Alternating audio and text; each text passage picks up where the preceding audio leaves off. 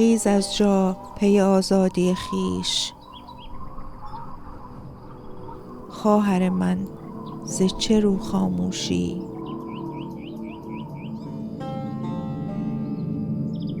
خیز از جای که باید زین پس خون مردان ستمگر نوشی. کن طلب حق خود ای خواهر من،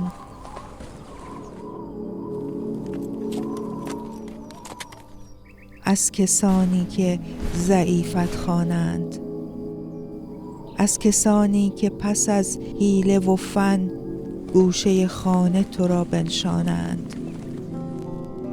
تا به کی در حرم شهوت مرد مایه عشرت و لذت بودن؟ تا به کی همچو کنیزی بدبخت سر مغرور به پایش سودن؟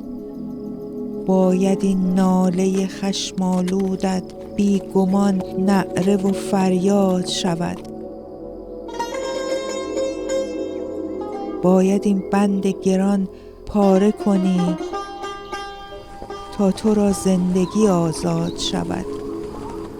خیز از جای و بکن ریشه ظلم، راحتی بخش دل پرخون را.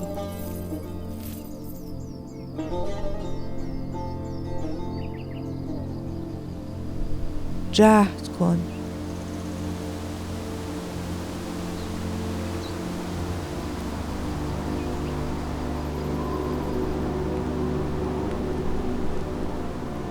جهد که تأمین کنی